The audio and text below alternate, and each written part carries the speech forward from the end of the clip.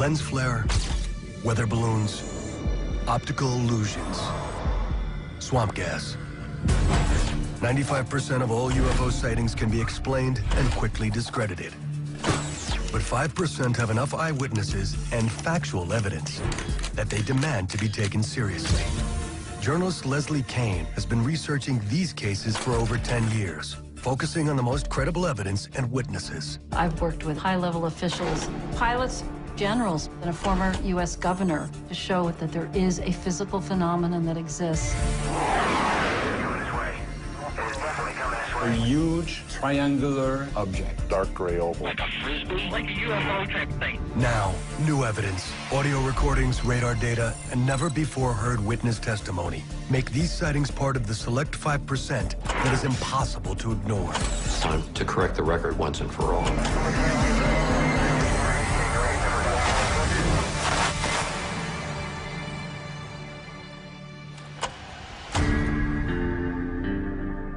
The large majority of UFO reports are made by civilians in isolated cases with one or two corroborating witnesses and can be easily dismissed. Here he comes from the south. He's coming toward us now.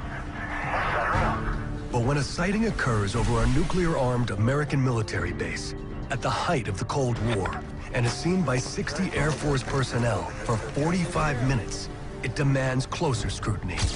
Here we have a senior officer making a report of a UFO directly over the most important base in the whole NATO network, and there's no response to him. I found that absolutely astounding. Now, 30 years later, key witnesses have come forward to tell their remarkable story. The team and witnesses were told to treat the investigation as top secret, and no further discussion would be allowed. This is the extraordinary incident at Rendlesham Forest.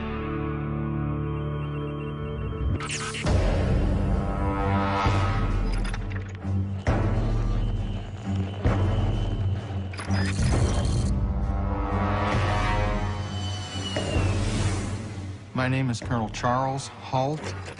In 1980, I was the Deputy Base Commander at RAF Bentwaters Woodbridge, England.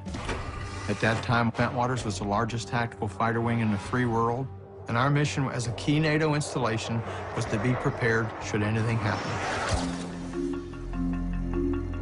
Early in the morning of the 26th of December, I went in to collect the police blotters. That's the chronological list of what happened the previous 24 hours. And as I walked into the office, the on-duty desk sergeant started to laugh. He said, "Colonel, you're not going to believe this. Last night, 3 of our policemen were out in the forest chasing UFOs. They called in and thought they saw a downed aircraft. They went out and investigated, and they had some type of an experience." I said, "We'll put something into the blotter to the effect that they saw some lights, and we'll leave it at that for now." Halt plans for the UFO story to go away, despite growing rumors around the base about a strange craft seen in the woods on Christmas night.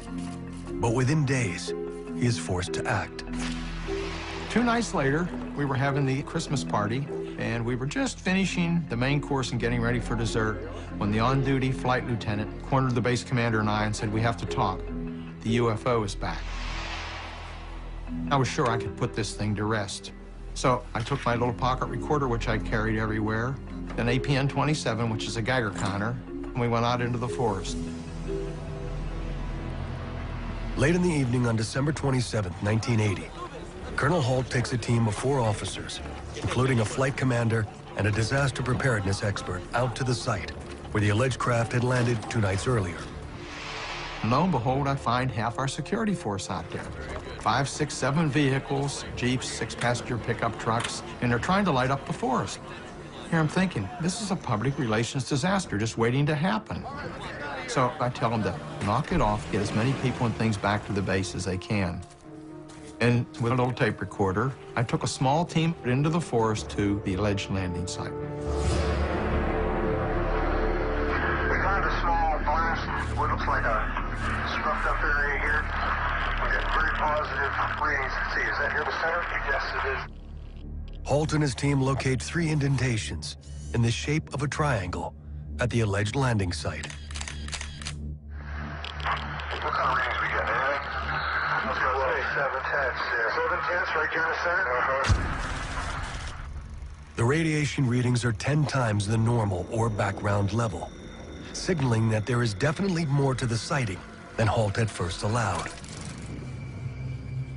We find rub marks on the trees facing the site and quite a few broken branches on the ground.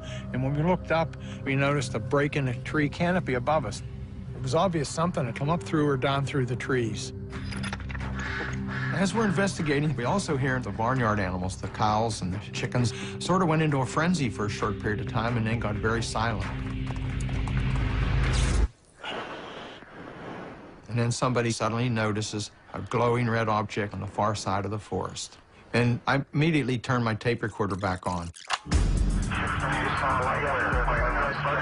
Where? Right at this position here, straight ahead, in between the tree. There it is again. Watch, straight ahead off my flash right there. There it is. Hey, I see it too. What is it? We don't know, sir. Yeah, it's a strange, small red light. Maybe a quarter to half mile, maybe further out. Let's move on to the edge of the clearing so I can get a better look at it. As Halt and his team race to get closer, the details of the object come into focus. It was oval. This was all reddish orange. And there were like pieces of molten metal dripping off it, and they were falling to the ground. It had a black-like center. This was solid black, and this would actually like blink, almost like an eye. It moved horizontally through the trees, about 4 to 6 feet off the ground, zigzagging, bobbing up and down a little bit, as though they were searching for something, and it definitely was under some type of intelligent control. Halt's description matches many other sightings of UFOs. Witnesses often report red orbs that dart and search as if under intelligent control. But for Halt and the other officers, their experience is about to become anything but typical. It appears that he may be moving a little bit this way. Yes, it's better than it has been. It's coming this way. It's definitely coming this way. There is no doubt about it. This is weird. We watched it for probably 2 or 3 minutes, and suddenly it silently exploded into 5 white objects, and everything disappeared. Well, this really puts us all but in shock. I'm thinking, I'm never going to be able to explain this. People will never believe this. This is just too bizarre. Well, somebody in the party looks to the north and said, "Look, what's that?"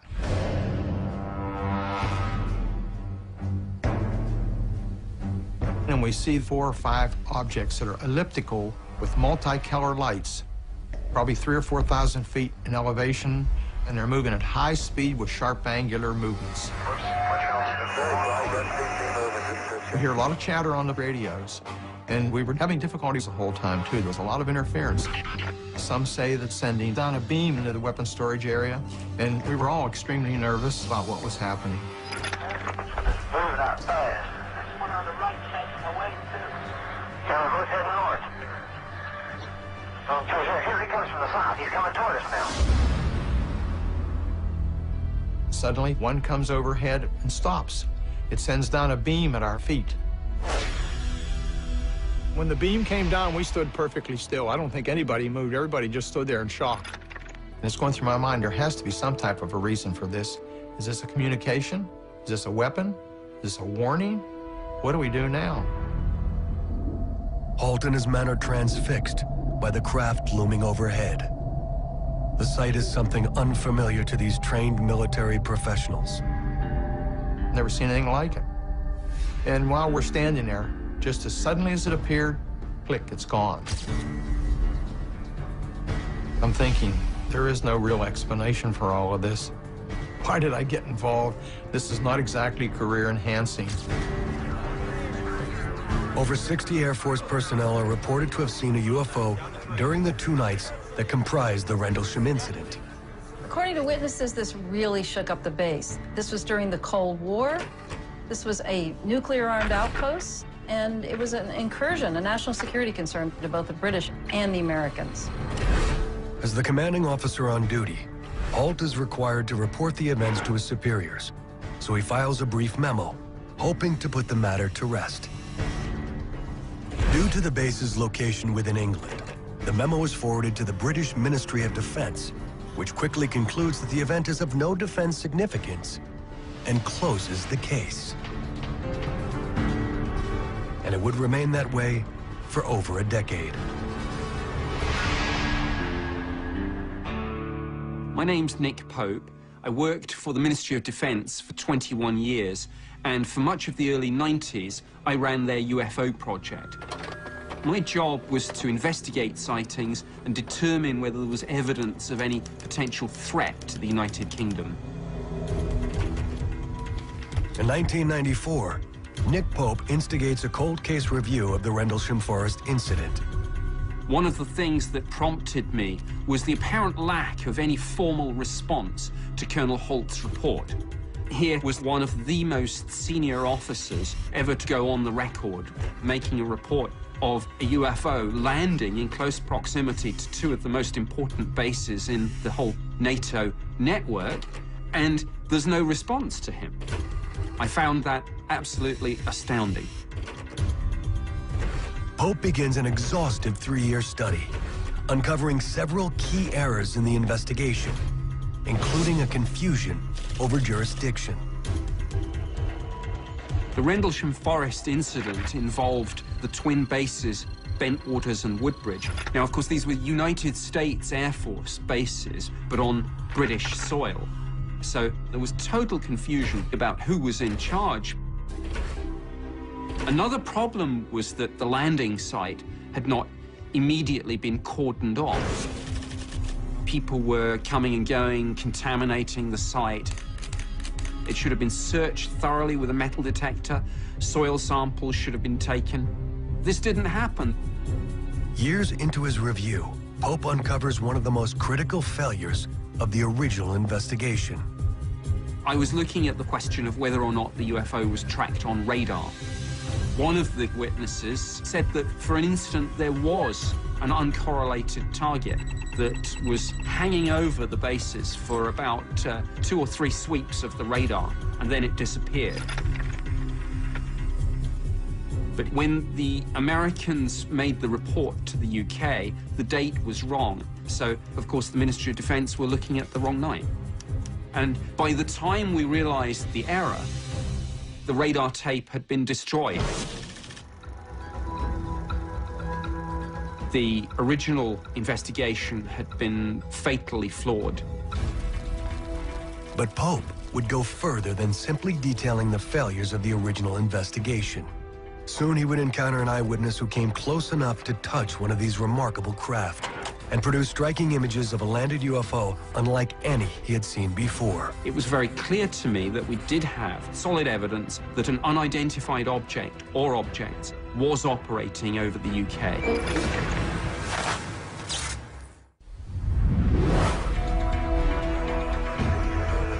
Just after Christmas in 1980, over 60 Air Force personnel witnessed what they describe as multiple unknown craft over the twin NATO bases, Bentwaters and Woodbridge, England. The experience rattles the soldiers, including Deputy Base Commander Colonel Charles Holt.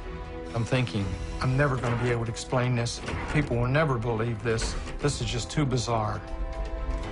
The sighting is never officially explained, leaving the witnesses to question what they believed they saw. Until a decade later, when Nick Pope, a British Ministry of Defense official in charge of UFO investigations, instigates a cold case review of the now infamous sightings. It was soon clear to me that the original investigation had been fatally flawed. Troubled by these failures, Pope takes his investigation deeper. In 1994, he interviews a man who would become a key witness in the case, Sergeant James Peniston, a senior American airman in charge of security. 2 days before Colonel Holt's sighting, Sergeant Peniston had also seen the UFO, and he and 2 other airmen had actually approached this object, and he got close enough to produce some spectacular drawings.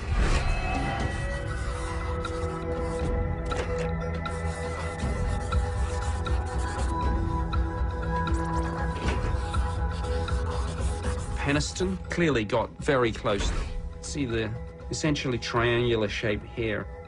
And it's interesting to note that indentations were found at the landing site in the shape of a triangle, and peak radiation readings were recorded in those 3 indentations.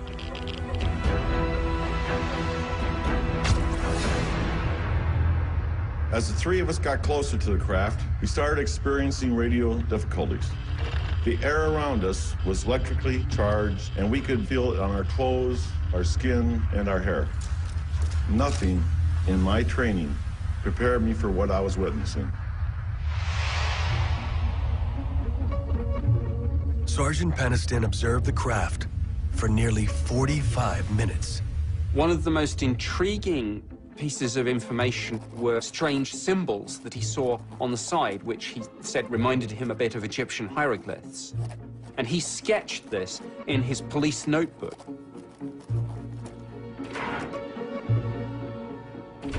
Many years after the incident, Sergeant Peniston decides to step out of the shadows, speak publicly about his sighting.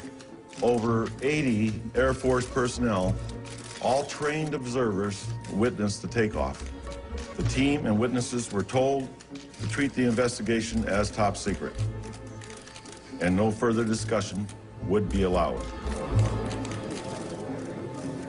I think in looking back at the Rendlesham Forest incident, it was very clear to me that we did have solid evidence of a compelling UFO case, that an unidentified object or objects was operating over the UK. The Rendlesham Forest incident is now considered one of the most conclusive UFO sightings in history, and includes several archetypal characteristics seen in the most credible UFO cases. Triangular and disc-shaped craft that move silently and accelerate instantly to unknown speeds. It stands as a benchmark against which all other UFO cases can be measured. And when you add in all the cases that involve high-level military people, government officials, pilots, cases that have been officially investigated, you have a body of evidence that simply can't be ignored. There's something very, very strange. But what happens when an entire city witnesses a UFO reported to be as large as 2 or 3 football fields? Was the shape of a boomerang. A large black object coming right towards us. Thought I was going to pass out because I was so enthralled in looking at this thing. And I said, that's a mile long. In 1997, thousands in Phoenix, Arizona witnessed an enormous craft. Do these lights belong to visitors from outer space? It was being blasted all over the television, so people were going outside of their houses and looking up in the sky. Now, new evidence is introduced in one of the most enduring UFO cases in history. All hell broke loose, basically, and we had a complete lockdown. Official explanations are dissected. The Air Force stated that flares were dropped around 10 p.m., but witness reports came in over an hour before the flares were dropped. So using that excuse makes a mockery out of what thousands of people said they saw. And a former governor reveals his startling admission. I knew more about the lights over Phoenix than I let on. This is the Phoenix Lights.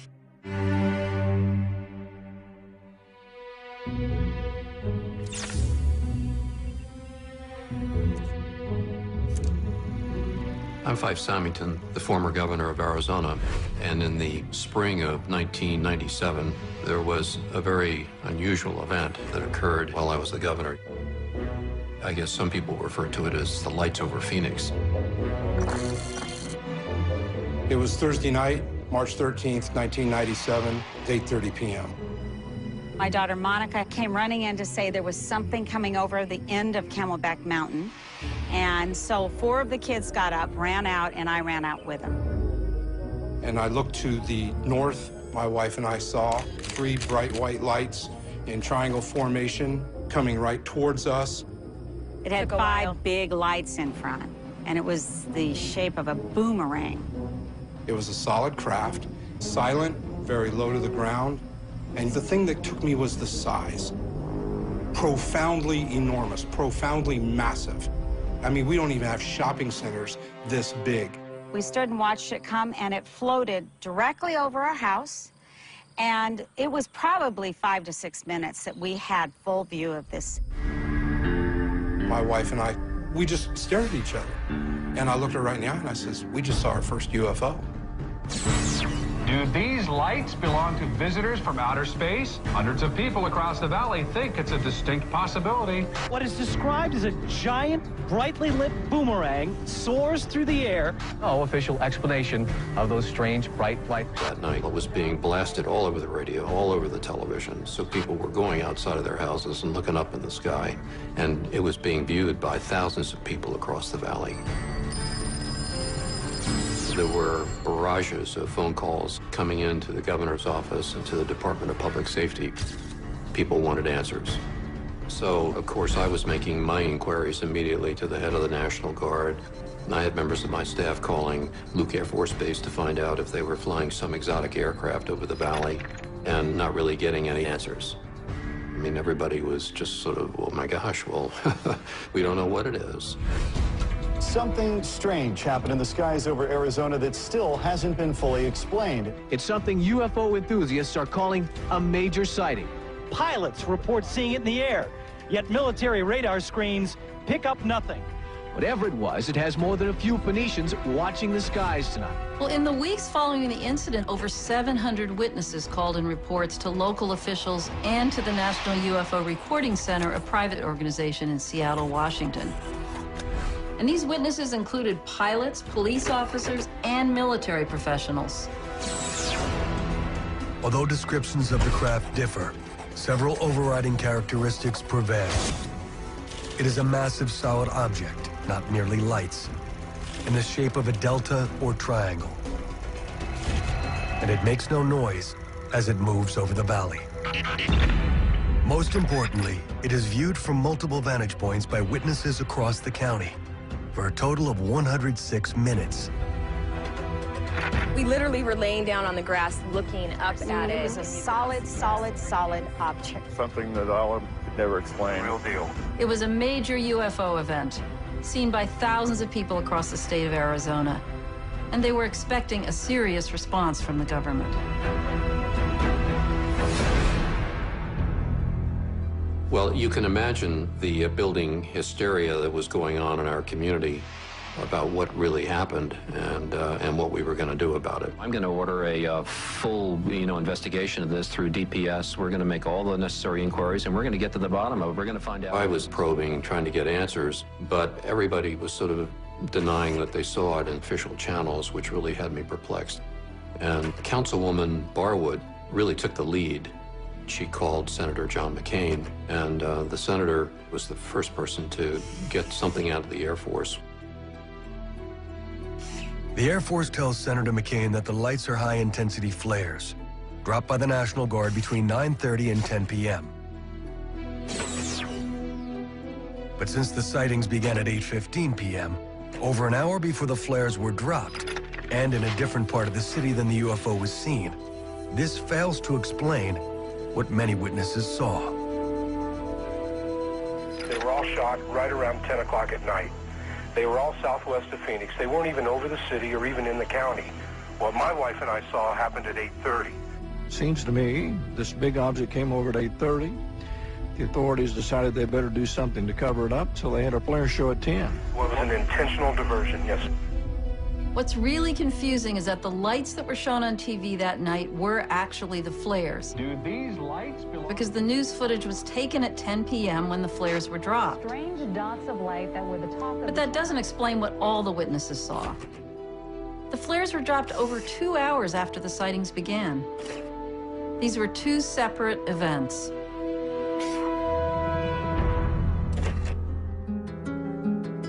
Casting further doubt on the Air Force's explanation is this never-before-heard recording of a call made by an airman at Luke Air Force Base to the National UFO Reporting Center early in the morning on March 14th. Apparently, we got a call from Prescott Valley Airport, a small airport north of us, reporting an object that had a near miss with a small Cessna. The call came up approximately 8:32 that they encountered something over Phoenix, Arizona, over the area of 7th Avenue and Indian School Road. They don't know what it was.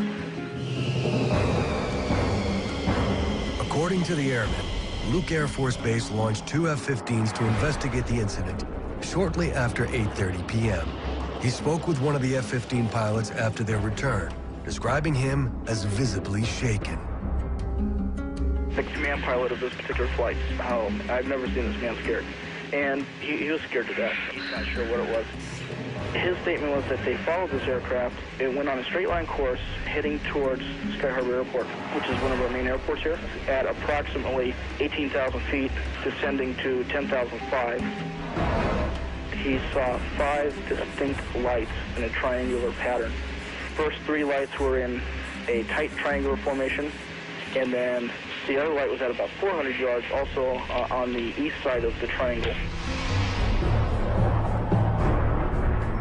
It scared the hell out of them, and after they landed, the base was we had a complete lockdown. All hell broke loose basically, and the facility was closed. Despite the shocking testimony, the Air Force categorically denies the encounter. But like the Rendlesham case before it, official attempts to dismiss the sightings are unsuccessful. It was the story that wouldn't go away, and the governor knew he would have to address it. Governor Fife Symington is determined to find out what those lights are all about. Soon the Phoenix lights would reach national prominence as Governor Symington reveals his astonishing news. I knew more about the lights over Phoenix than I let on. To escort the accused into the room so that we may all look upon the guilty party. It's time to correct the record once and for all.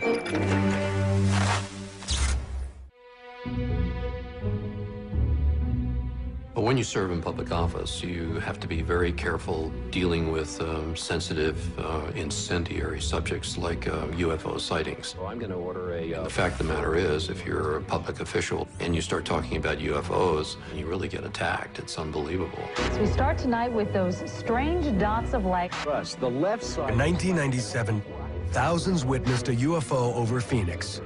Reports described a delta-shaped craft, several football fields in length. Like the craft at Rendlesham, it was viewed from multiple vantage points by witnesses across the county for a total of 106 minutes. Thousands of people saw it, and there was quite a buildup of public interest, almost close to hysteria. UFO enthusiasts all over the country... 3 months after the sighting, USA Today features the Phoenix lights on its front page, forcing Governor Symington into the spotlight. In early June, there was some major publicity, and all of a sudden we found ourselves sort of besieged. So I organized this press conference to try to get people to kind of climb off the emotional mountain a bit. On June 19th, Symington holds a news conference to announce the mystery has been solved. And now I'll ask Officer Stein and his colleagues to escort the accused into the room so that we may all look upon the guilty party. Don't get him too close to me, please. Now, this just goes to show that you guys are entirely too serious. It really was a very funny spoof, but unfortunately it was taken the wrong way. It was an insult, and I'm greatly offended, as are many, many witnesses, because a lot of people could have came forward. But instead, they became reclusive. They refused to talk about it because of this, because of the ridicule. I was angry over it because I know what I saw, and I did not like that kind of attitude. When this thing was over my house for 5 minutes, someone should care. Someone should care. That press conference, it really did upset a lot of people, and I regret that. But what really bothered me was that I knew more about the lights over Phoenix than I let on. And I should have talked more openly about my own experience sooner. On March 13th, I was having dinner with my family. We had the TV on, and I was well aware of the news about the UFO. So I said, I'm going to jump in my car, and I'm going to go down Lincoln Drive past Squaw Peak and see if I can see what's going on. When I got here, there were people milling around, just enjoying the park. And I was here for probably 5 or 10 minutes, and somebody said, look at that, and out to the northwest, this great big massive craft, probably around 3,000 or 4,000 feet, took out a whole chunk of the sky, and you could see other aircraft in the distance, but airplanes looked like little toothpicks compared to the size of this craft. And it came right at us, made not a sound, and just moved almost sort of gently and smoothly, not that fast. It just glided over Squaw Peak. And we had a magnificent view of it silhouetted. Governor Symington observes the object for nearly a minute before it speeds away across the valley. It just all of a sudden disappeared. You know, I served in the U.S. Air Force, and I've been flying all my adult life. And I've never seen anything like that before. It obviously had unbelievable aeronautical capabilities, something way beyond anything we have in our inventory, that's for sure. But I thought I best be quiet about it because I'm the governor, and if I go start talking about it, it's going to create more hysteria, and one should not lose sight of the fact that I had a state to run. Symington maintained his silence throughout his second term. But now, nearly 15 years later, the former governor draws lessons for all public officials. I think as far as government is concerned, we're sort of driven to always have an explanation for everything. And it's hard for government entities to say, you know, I don't know. You know, we can't explain it and admit to complete vulnerability. And now I'll ask off. But I learned a hard lesson about this subject based on personal experience. Public officials need to be more open and more courageous in dealing with issues like this. We need to deal with it legitimately and objectively, and if we don't know what it was, then we should say, we don't know what it was. It's time to square up and do the right thing. The particulars of what was seen that March 1997 night are still avidly debated, and the Phoenix Lights case remains unsolved. But what is not in question is the case revealed an urgent need in UFO study, an official government process for receiving and investigating reports. As it stands now, for people in the United States, there is no official body for them to go to if some kind of event takes place, which they feel needs to be reported. And what's interesting is that in terms of the aviation community, the FAA has actually told its employees in its manual that if they see a UFO, they are not to tell the FAA about it. So they're actually saying right in their manual that we, the U.S. government, do not want to hear anything about UFO sightings. Pilots and people in the aviation community in particular make excellent witnesses. But very often, when they see UFOs, they don't go on the record because they fear that their careers will suffer. And it's a real problem because it makes the case harder to report, and it really limits the available data on the phenomenon. Without an official agency collecting sightings, coupled with the ridicule surrounding reports, it is impossible to accurately record the frequency and magnitude of UFO activity. But particularly in the aviation community, this risks a grave safety hazard.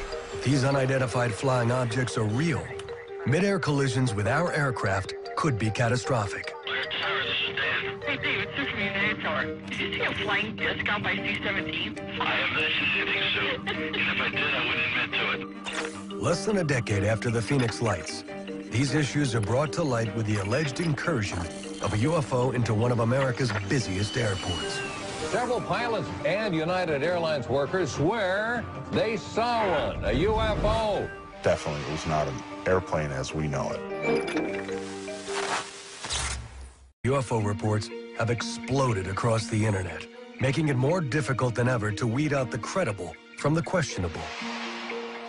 In response, a handful of experts are applying rigorous investigative and scientific standards to evaluate evidence of this phenomena. One of these is veteran journalist Leslie Kane. I've been looking into the UFO subject for about 10 years, always focused on the hardcore factual information. Radar evidence, the photographic evidence, the physical evidence that have been studied in laboratories, and not on more conspiracy-oriented material that's floating out in the culture and all over the internet. In January of 2007, I was struck by an amazing story that was on the front page of the Chicago Tribune. A number of employees of United Airlines witnessed a disc-shaped object. It looked like a metallic disc hovering over the United Airlines terminal, specifically over gate C-17. And this was at rush hour, a busy afternoon around 4:30. It was seen by a lot of people on the ground. It was seen by pilots, by crew members, by managers, by people that were moving planes around. It was estimated to be about 22 to 88 feet. And they said that it was hovering over gate C-17 for at least 5 minutes. And then the thing suddenly just shot up, directly up through the cloud bank above it and cut a crisp hole through it, very clean, like a cookie cutter. The witnesses, trained aviation professionals, were confounded by what they had seen.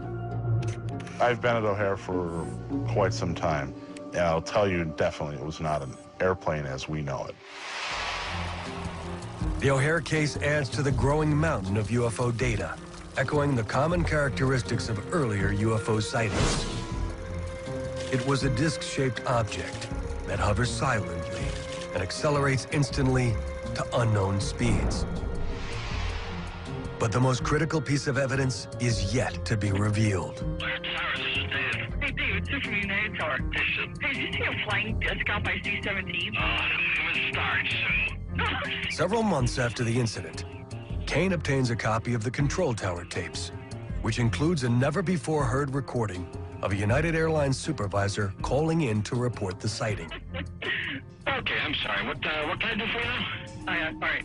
I told Dave there was a disc flying outside above Charlie 17, and he thought it was pretty much high. But I'm not high and I'm not drinking. Yeah. Someone actually has a picture of it, so if you guys see it out there. A disc? Like a frisbee? Like a UFO type thing. Yeah, okay. Okay. Hey, I'll keep a field eye for that. All right, okay, bye. This is, very, very important evidence. It shows that there was something there. It was reported to the tower, but it was still treated like some kind of a joke. And I believe that that's at least partly due to the FAA policy of discouraging UFO reports. Even though this was in restricted airspace, a busy airport in the middle of rush hour, and nobody knew what this thing was going to do. I mean, this was a serious hazard.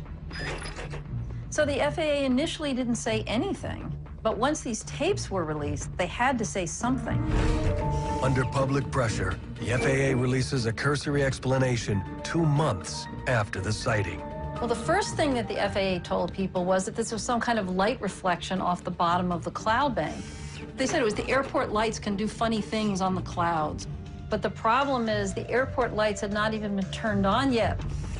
The second explanation that the FAA gave was that it was a weather phenomenon, most likely what is called a hole punch cloud. A hole punch cloud is a natural phenomenon that is caused by ice crystals falling from above a cloud down to a cloud bank below and melting a hole in the cloud. The problem is you have to have freezing temperatures for this to occur. Well, we know for a fact that it was too warm at O'Hare that day. The temperatures were not below freezing at the level of the cloud bank. So it is an absolute physical impossibility for that event to have been caused by a hole punch cloud. Ultimately, the O'Hare case and the FAA response to it are typical of how the U.S. government handles UFO sightings. First, they avoid having to talk about it at all, but if that becomes impossible, the authorities will just throw out whatever explanation they think might fit, whether it's plausible or not. And it's a real problem. This has happened countless times for decades. It's a standard operating procedure for cases like this. Despite the current situation, there was a period in U.S. history where open scientific study was encouraged. Sightings were actually welcomed by the government. For the past 3 years, a large number of perfectly sane and reliable people have been involved in this flying saucer business. We read about them, talk about them, wonder about these reports of strange phenomena in the skies. I'm inclined to believe that it's of an extraterrestrial origin. Back in the 50s and 60s, there were a lot of sightings that were being reported. There was a lot of coverage in the media, and officials could not figure out what was going on. And it was during the Cold War, so there was heightened concern in the general public about unexplained things in the sky. So the U.S. government set up an agency within the Air Force called Project Blue Book, and its purpose was to take reports from the public and to investigate cases. Project Blue Book officially launches in 1952, with its 5-person staff receiving over 1,500 reports in the first year alone. I was driving north on 101 highway at about 3 o'clock in the afternoon. I noticed a terrific blue flash past nose of my airplane. I looked to my right, and there in the sky were 3 tubes of fluorescent light. And it went over me, practically right over my head. The object traveled in a straight line. I counted 8 of them, proceeding directly out to sea. And I began to hear a whistling sort of a sound. A beautiful, silvery, pink-tinged moonlight. Between 1952 and 1969, Blue Book receives over 12,000 UFO reports, nearly 800 of which are unresolved. It is soon clear that the scope of the UFO phenomenon is far greater than the small Air Force office can handle. Blue Book was plagued from the start. It was understaffed, incompetent in certain ways, and eventually it just became like a public relations exercise for the Air Force. So in 1966, it was decided that its future would hinge on a government-funded study commissioned at the University of Colorado. The university study is headed by Dr. Edward Condon, physicist and former head of the National Bureau of Standards. Condon was biased against UFOs from the beginning. In fact, in a 1967 article, he was quoted as saying, "My attitude is there's nothing to it. But I'm not supposed to reach that conclusion for another year." The Condon report is completed in 1968 and includes some valuable analysis of unresolved UFO cases in its nearly 1,500 pages.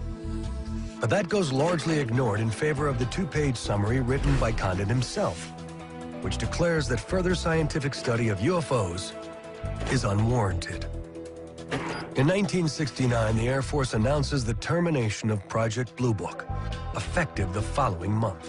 Since then, the report has been cited countless times by officials and scientists to justify dismissal of UFO study. It's really a tragedy. I mean, this was the only official investigation by our government. When it closed, the golden age of UFO study in America was over.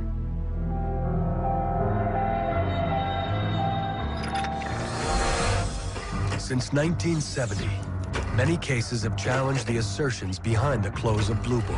But a 1986 sighting near Anchorage, Alaska would produce standout evidence that demands to be taken seriously. Yeah, that's 1-2 again. On some other equipment over here, we have confirmed there is a flight size of 2 around your 1550 squawk. Where is he following us? It looks like he is, yes. In this case, a captain with 30 years of flight experience puts his reputation on the line by reporting an enormous craft that follows him for nearly an hour. An encounter that would yield the longest recorded data of a UFO to date. Hard evidence that would be brought all the way to the White House. They were all excited about it. So I said, "What do you think it is?" He says, "Well, it's a UFO."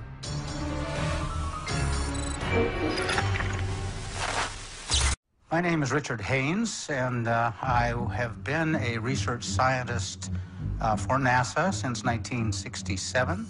My interest in unidentified aerial phenomena goes back 30 years at least. When I was a skeptic, I was just quite convinced that I could explain the phenomenon. But I had an opportunity to talk with commercial pilots who would come in to fly our simulators. And once in a while, a pilot would tell me this remarkable story that it had happened to him. And over the years, I began to realize that I was wrong, that I could not explain the phenomenon. So in the 1970s, I began collecting face-to-face pilot interviews, sometimes in the cockpit of the airplane. Sometimes we would refly an actual encounter. And so far, I have collected over 3,000 sightings from virtually every country of the world, and quite a number of them were very serious. These would qualify as near miss by FAA standards. And so, looking at air safety as our concern, we formed NARCAP, the National Aviation Reporting Center on Anomalous Phenomena.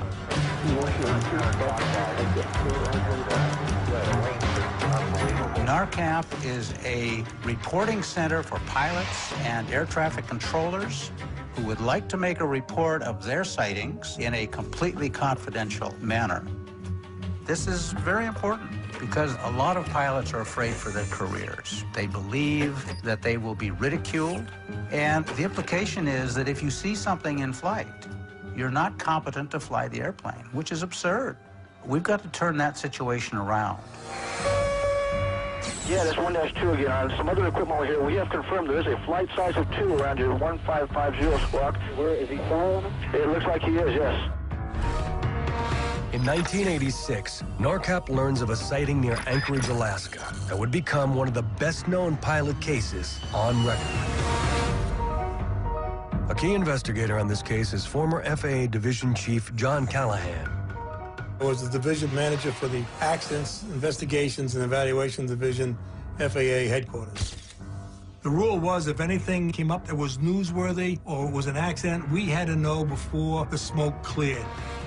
Sometime in January of '87, I received a call from the Alaskan region. Apparently a UFO had chased this Japanese 747 across the skies for like 31 minutes. Somehow the media found out about it, and now they want more information. They didn't know what to tell them. I said, tell them it's under investigation. I told them to package up all the data, the voice tapes, the computer tapes, the military tapes, and send them overnight delivery on the red-eye flight to the FAA Tech Center, Atlantic City. Callahan assembles a team of FAA analysts who synchronize the radar with the pilot's radio transmissions. The result is recorded on this video by Chief Callahan and becomes an essential clue in unraveling the case. Here we go. Okay, center, it's on 1628. We is a 2 traffic in front of us, 1 mile about.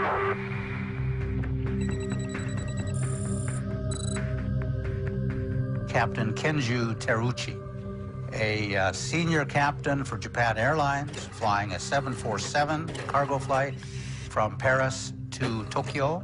He saw a military test of some advanced nature. When he looked at his airborne radar, he saw a large target 7, 8, 9, 10 miles in front of him. And the first thing he did is he called the FAA and wanted to know if they had any traffic up there for him. Japan Air 1628, sir, if you're able to identify the type of aircraft, and see if you can tell whether it's military or civilian. Japan Air 1628, we cannot identify the type, but we can see navigation lights and turnover lights. Viewing this one-of-a-kind radar evidence, Callahan's team is able to confirm the unidentified target near Teruchi's plane. But it is this never-before-heard interview conducted by Dr. Haynes with the Japanese pilot that illustrates the extraordinary details of the craft. What he told me was remarkable. It was a huge object, something far bigger than his own airplane. Big walnut shape, as large as 3 or 4 aircraft carriers, had lights coming from it, and small craft coming and going from the bigger craft. How long did it take to move from the 12 o'clock position?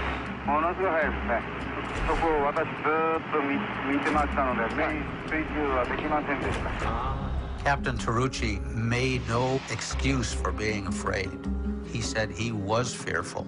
The captain and his first officer were expecting a collision and were bracing themselves. That's how serious this was. The Anchorage controller clearly takes the sighting seriously because his next step is to confirm the unidentified target with nearby Elmendorf Air Force Base. Okay, it looks like I am getting some search primary return. I don't know if it's erroneous or whatever, but... It's not erroneous. I want you to keep a good track on there, and if you can pick up a code. Your verify that you do not have any aircraft operating in that area, though. That is firm. We do not have anybody up there right now. The military guy sees those targets. The controller working the radar sees these targets.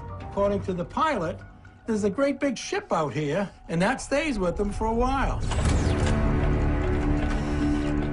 Japan Air 1628 Heavy, sir, I'm going to request you to make a right 360-degree turn and advise me what your traffic does then. As Captain Terrucci was approaching Fairbanks, he received permission to carry out a 360-degree turn. He wanted to try to get away from that object that was on his left-hand side. His supposition was that the object would continue in a straight flight, and he would bank to the right and leave it behind.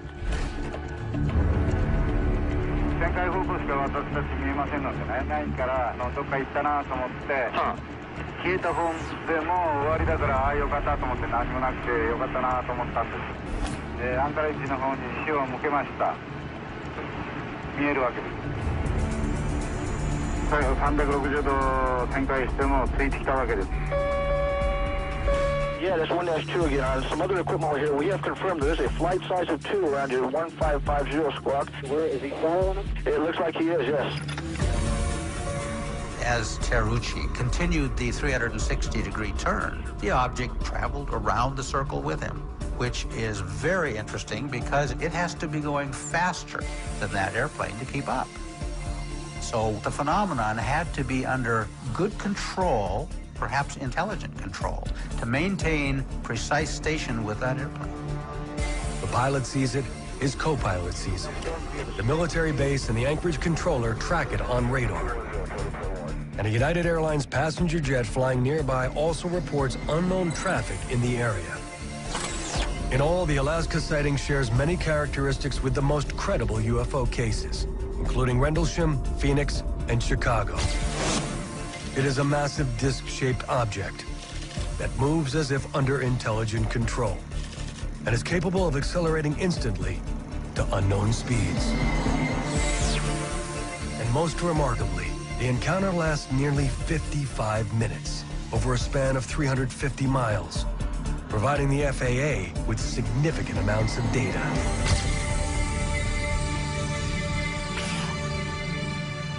I had the analysts put together a chart that would explain every hit around the 747. And even a blind man could see there was a target there. But I'm thinking it's the stealth bomber, figuring who believes in UFOs. When Callahan returns to Washington, a meeting is arranged with the White House scientific team to review the materials. There was 3 scientists from Reagan's staff. There was 3 guys that said they were with the CIA. And I played the tape 3 times for them. When the video got done, they were all excited about it. They're drooling. They can't wait to get their hands on all this data. This is the first time they ever had more than a few minutes of radar data to go through. And then the CIA guy, he steps forward and he says, this event, pointing to the TV monitor, never happened.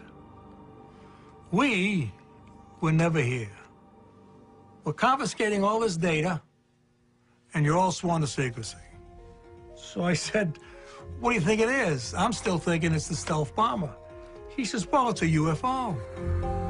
2 months after Callahan's meeting, the FAA releases an official explanation for the sighting, which, like the Phoenix and Chicago cases, seeks to explain away the phenomenon. They said it was a split beacon. It was a ghost target. It was ring around. It never happened.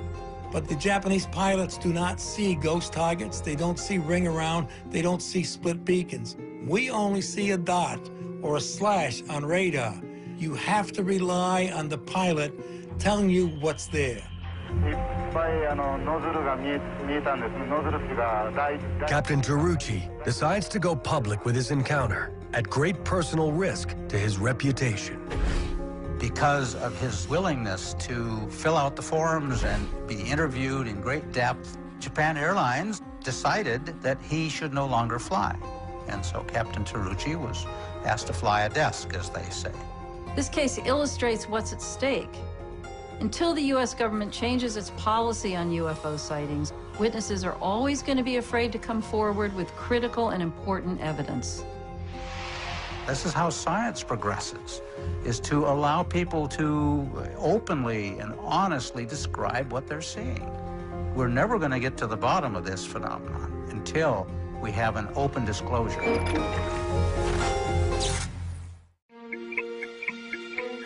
These days, if you go on to sites like YouTube, you'll see all sorts of videos of UFOs, and there's a huge amount of fake videos, photos which have been mocked up with various computer programs. I mean, it's almost impossible these days to pick out the signal from amidst the noise. And the only pictures that are really important are the ones that have been so thoroughly analyzed and vetted that we know that they are a genuine unidentified flying object. One of the most viewed UFO videos on the web, with over 17 million YouTube hits, is this clip, claimed to have been shot in 2007 in Haiti. Along with other recent images submitted online, it has UFO watchers buzzing. But with advances in special effects software, it is becoming more and more difficult to distinguish between real and faked images, making experts in the visual effects community a valuable voice on the subject. I'm Doug Trumbull. I make movies that have to do with science fiction, special effects. I worked on 2001: A Space Odyssey, Close Encounters of the Third Kind, Blade Runner, Star Trek: The Motion Picture. And so I do motherships and spaceships and UFOs for a living. We have a situation right now where everybody who has a laptop can make a fake UFO. I can make a fake UFO on my cell phone. I mean, it's just all over the place. My personal belief is that I'm convinced that there is something very real. But I've never seen a photograph that I couldn't duplicate or fake digitally or optically or photographically and make it look just like that. And so I'm my own worst enemy in that respect because I know what's possible. On break from his latest project, Trumbull shares his opinion on the authenticity of the 2007 Haiti video. I think it's really good. I don't buy it as a real UFO or UFOs, but I think it's a pretty well done special effect because they're doing very dynamic camera moves. They're matching the irregular movement of the camera to the movement of the object. They seem to have kind of aircraft-like ballistic trajectories, and it all kind of makes sense, like they're flying in formation. But there are a number of things happening here that kind of give away the illusion to a certain extent. Let me just freeze on this. You know, look at these two palm trees. They're identical. That frond, this frond, that frond, that frond. These are actually a photo composite of one palm tree put in two places. So it's really the same palm tree twice. That doesn't happen in nature. It's absolutely impossible. There's other things that happen, like when this thing goes through the trees, even though this seems to be an extremely bright light, it's not affecting these fronds at all. There should be more light happening up in the fronds of the tree, so you get a little twinkly light and some interaction, but there isn't any, because that's a much harder thing to do. So, good job, but I don't buy it.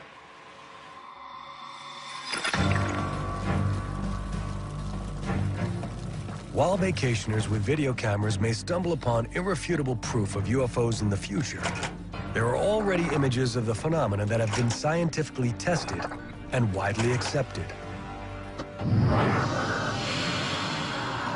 Des personnes affirment avoir vu longuement et à plusieurs reprises The Belgian sightings of the late 1980s and early 90s are some of the most widespread in history, with over 2,000 well-documented and researched reports by pilots, police, and military professionals. I thought this is an intrusion of our airspace. We have to find out because it's an air defense issue. The 18-month epidemic of UFO sightings rattles the Belgian government and brings the scientific community its most conclusive piece of UFO evidence to date. I look at it and said, oh my God, that's too much. My feeling at the time, I must admit it was a fake. This is the Belgian wave.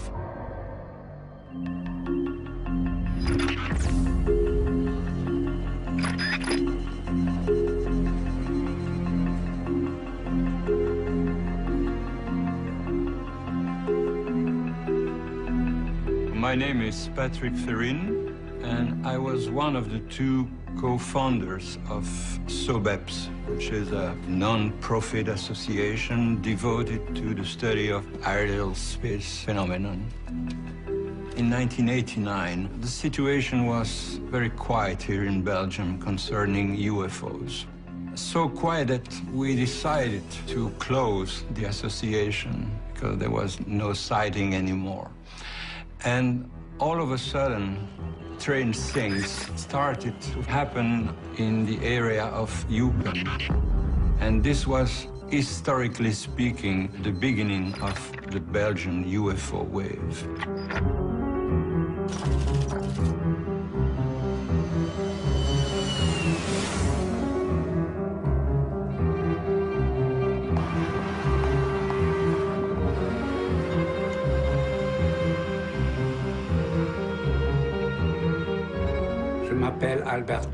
My name is Albert Kreutz.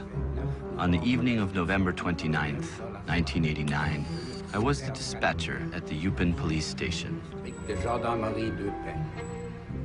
At around 5:30 p.m., a team of police officers informed Kreutz of an object flying over a nearby field and reportedly lighting it up like a soccer stadium. I joked with them, since it was the end of November, that it was St. Nicholas coming down. Then they screamed, "Look out your top floor window, and you'll see it."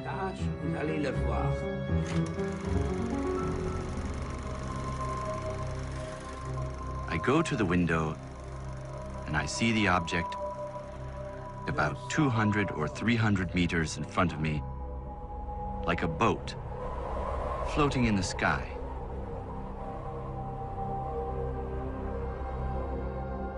It was magnificent to see, and it made me think that we are not alone on this earth, in the universe. I found it beautiful.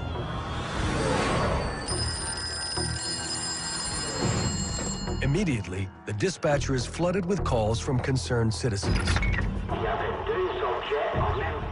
So he orders local officers stationed nearby to follow the object. One of these is Dieter Plumens, Chief Inspector of the Kelmis Police Force. Plumens is on duty with his partner, catching drug dealers near the Netherlands border, when the call comes in. When we heard the call on the radio, we were driving in this direction. We saw a light or some type of object resting over the town of Henri Chapelle. And we asked ourselves, what is that? I told them to pursue the object and observe it. So they followed it to Henri Chapelle, where the object hovered motionless over the Beloy retirement home.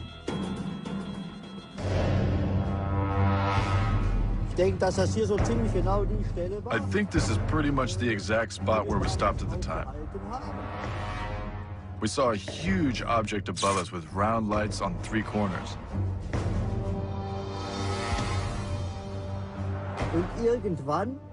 And at some point, a much smaller object flew out from behind. And it had a reddish blinking light that blinked in rhythm with the larger light. Plumens and his partner observe the objects for several minutes, and then suddenly the red orb is reeled back into the larger craft. The object then rose up and flew away.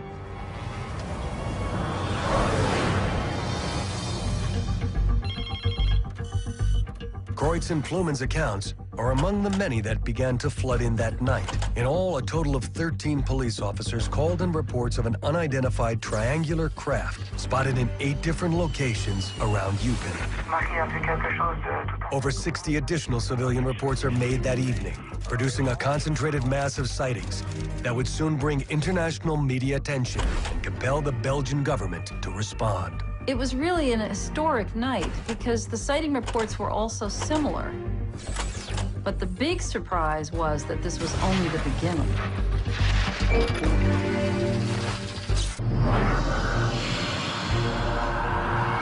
Des personnes affirment avoir vu longuement et à plusieurs reprises des objets volants et lumineux de forme triangulaire. Ils ont vu dans le ciel un phénomène étrange, un ovni.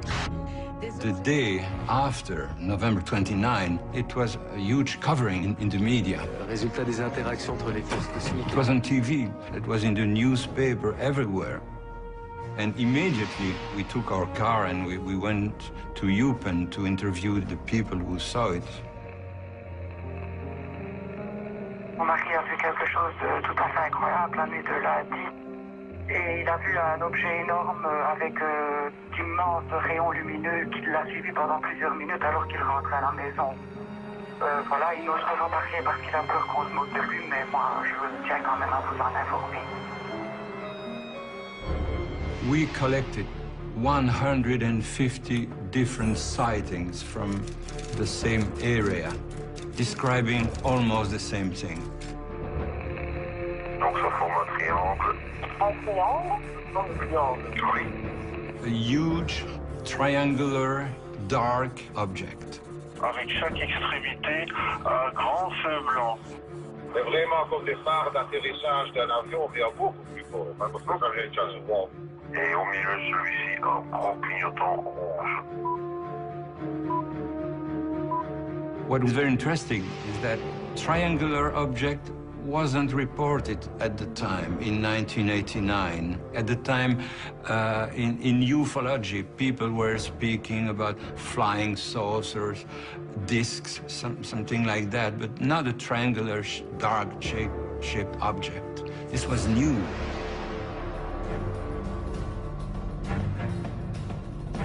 The Belgian sightings of November 29th garner international attention, prompting an immediate response from the government.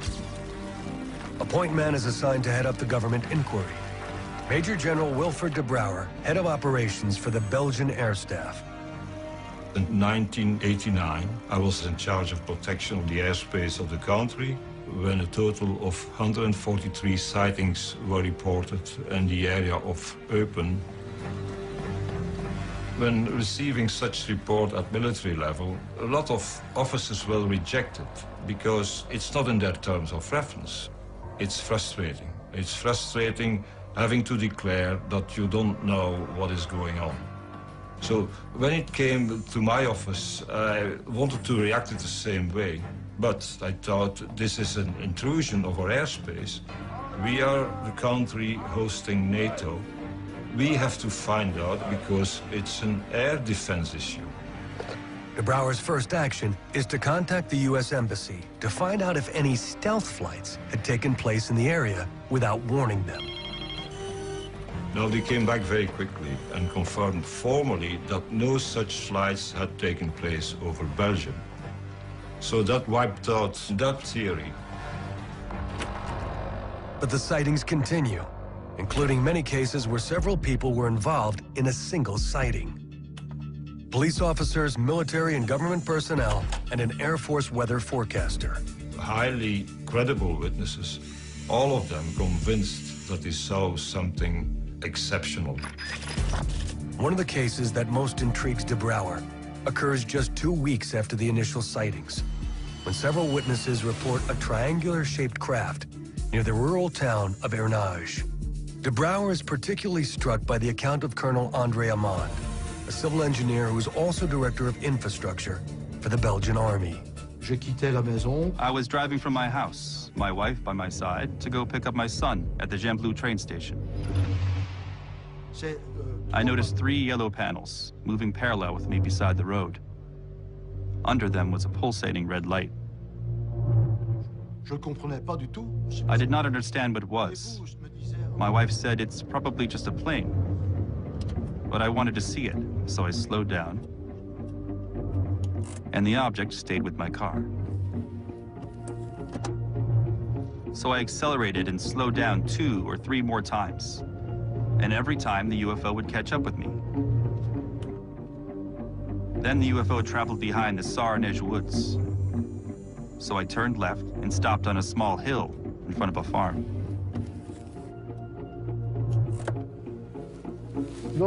The UFO came out from behind the woods, over there. I saw a huge, bright white beacon come over until it was about 100 meters in front of us. You could hear traffic on the highway and a train going by about 1 kilometer away. But at no point could you hear any noise coming from this object only 100 meters in front of us. We observed it for 6 to 8 minutes. And then my wife says, "Andre, come on, get in the car. I don't like this."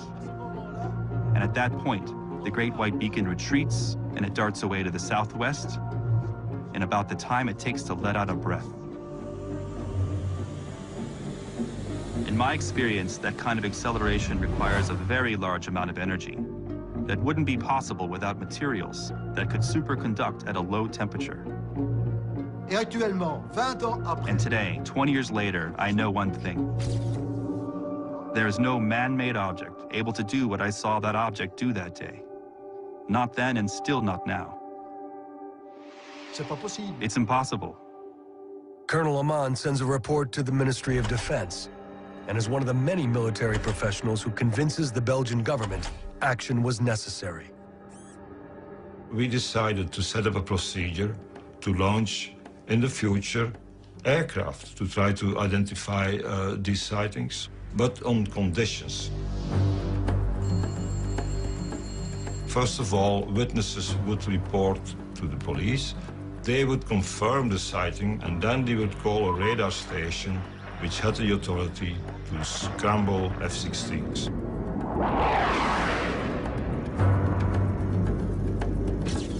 I am Yves Mielbergs. In 1990, I flew F-16s in the 350th Squadron in Belgium. We had heard about the wave of UFOs, particularly in the regions of Liège and Eupen.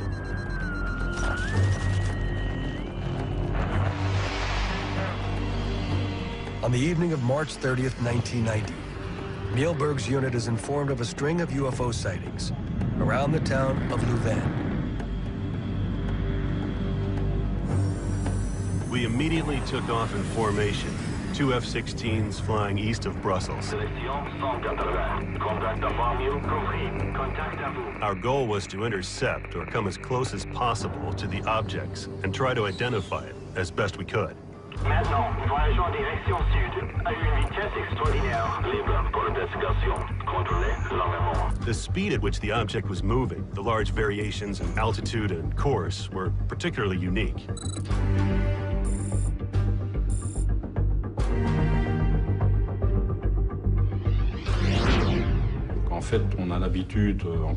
In air combat, we're used to seeing objects move very quickly. But in this case, the object's variations were unforeseen, which proved that we were dealing with an object very different from an aircraft.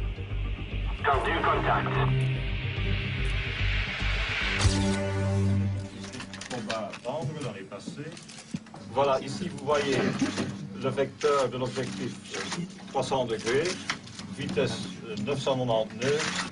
Vitesse normale? Bon, la vitesse d'un avion normal à cette altitude est l'ordre de 350-400 nœuds.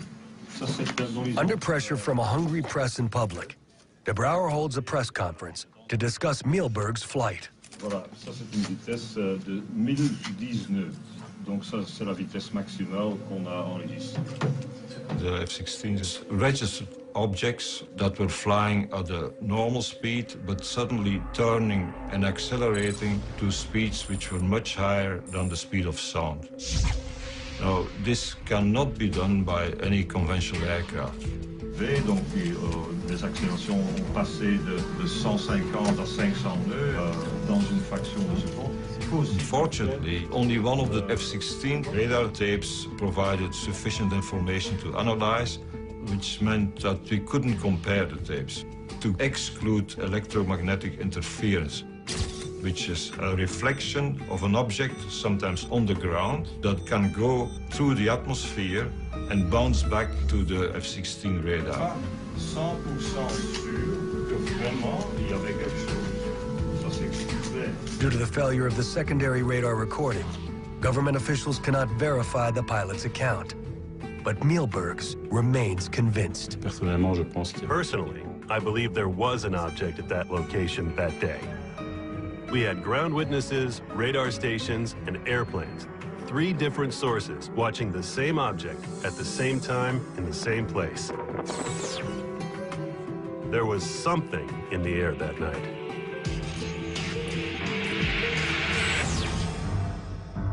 The individual sightings of the Belgian wave are remarkable and impressed de Brouwer and other investigators with their legitimacy. But what they didn't have was something irrefutable, a piece of evidence that would bring this fully into the realm of science.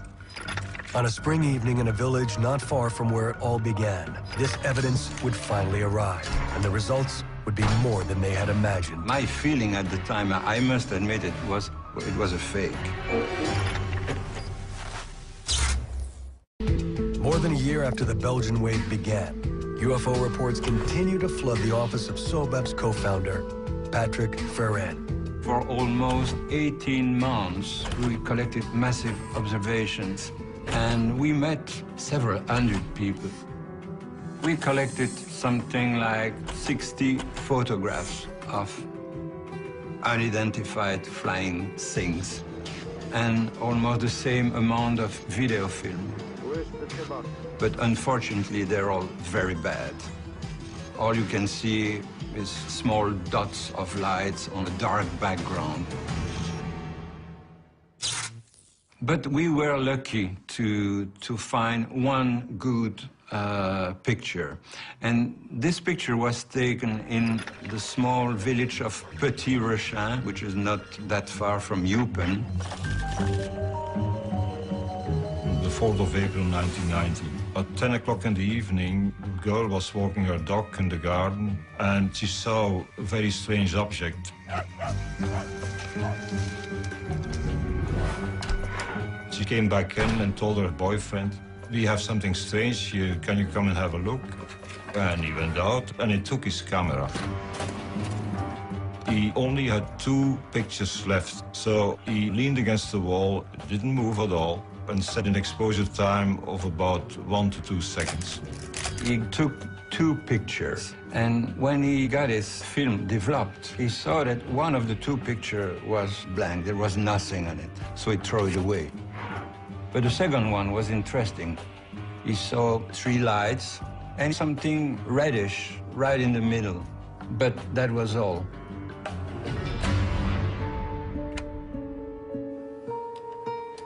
I received the original at the time. I looked at it and said, "Oh my God, that's too much." My feeling at the time, I must admit, it was a fake. So I built a small model, and I tried to reproduce what was on the slides. And I immediately understood that it was not a model. So we decided to see someone who was an expert in digital analysis, someone who had the right tools to detect and to prove it was a fake or not. The slide is put under an intensive year-long study by Professor Mark Ashewa, a nuclear physicist at the Royal Military Academy in Brussels. Professor Ashewa's analysis of the blue component of the slide show that one side of the triangular object is perfectly in focus, but 2 other sides are blurred. This proves that there is an independent movement of the object. It was not a fake.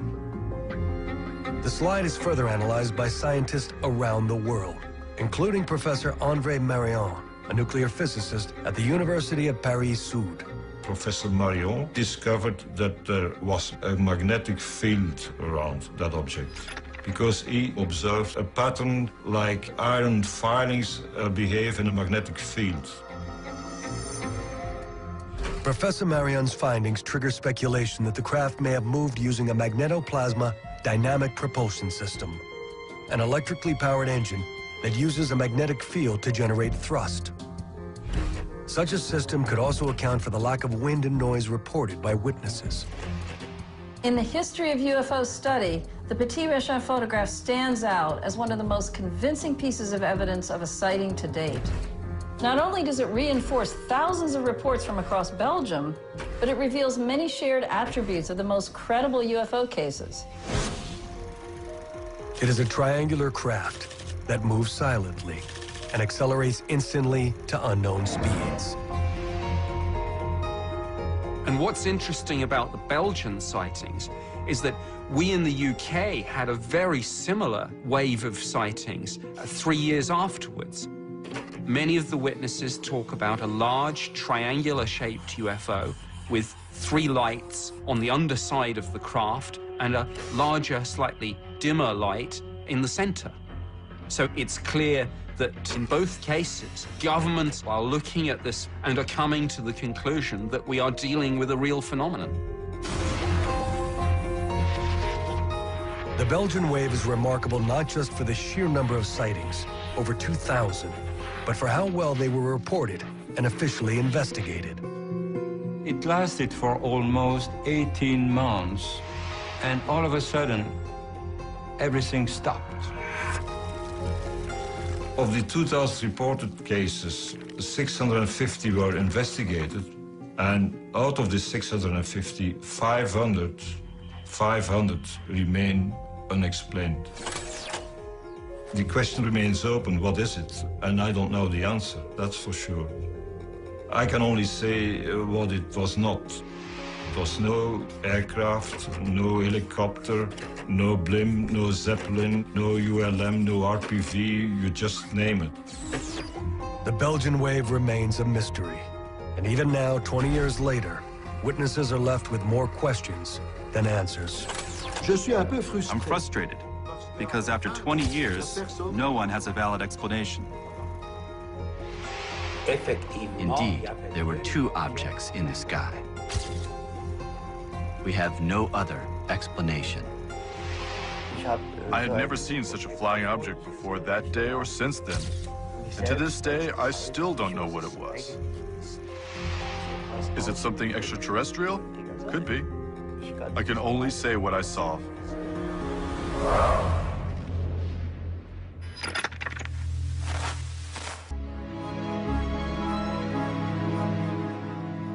For the thousands of witnesses in the Belgian wave, and many others who have documented their encounters at military bases, major airports, or in the skies above our cities, there is but one conclusion. There is something out there, and we need to take it seriously. The difficulty, of course, of studying UFOs, if in fact they are manifestations of some advanced civilization, is that we are more or less in the same position of, let's say, laboratory mice attempting to understand the civilization of biology technicians in the laboratory. It is just beyond our imagination. And Arthur C. Clarke said that sufficiently advanced technology is indistinguishable from magic. History is filled with accounts of new phenomena, poorly understood phenomena, that have been ridiculed, made fun of. Why? Because science hasn't had a chance to look into it, or won't look into it for various reasons. We've got to turn that situation around. We have this propensity in our culture to ridicule UFO sightings. It's a problem, and we need to be more mature about it in this country. You know, it's not all aircraft lights and weather balloons and hoaxes. There is a genuine phenomenon here, something that the scientific community should want to look at. It should want to engage on this. I mean, potentially, it has incredible things to teach us. We have to keep in mind that our civilization is only about 40,000 years old, which is a blink in the lifetime of our galaxy. So we are babes in the woods. And with 200 billion stars, that adds up to an enormous number of planets, including, we now know, Earth-sized planets. So the potentiality for life out there does seem to be very great indeed.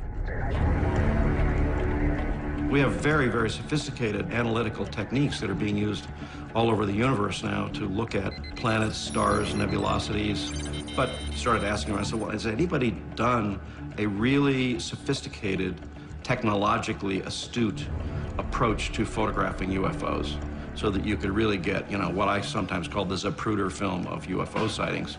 And the answer was no. So in that vacuum, I decided to undertake what has become kind of a hobby project for me. I've started applying very sophisticated digital motion controls and tracking technology that we use in special effects, some of which we developed during the making of Close Encounters, to try to photograph a UFO. Trumbull's project, known as UFOTOG, or UFO photography, uses precisely calibrated cameras and radio antennas to record images and data in the night sky. By simultaneously observing the same area from multiple vantage points, Trumbull's equipment can pinpoint the speed, trajectory, and altitude of any recorded object, and more accurately, determine if it is a conventional aircraft. My plan is to make imagery that would be scientifically valid and that could be scrutinized, just like the Zapruder film, to where really good scientific photo-optical analysts could look at them and say, well, this is exactly what happened. Taking a 2-second dark exposure. And I think over the next few years, it's just unlikely that we won't encounter some evidence of intelligent life in the universe. I just think it's going to happen, and it's probably going to happen fairly soon. And I'd like to be part of that.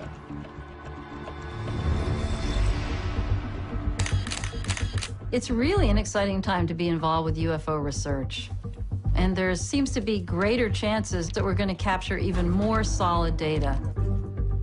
But we also have to be extremely careful to hold it to the absolute highest standards.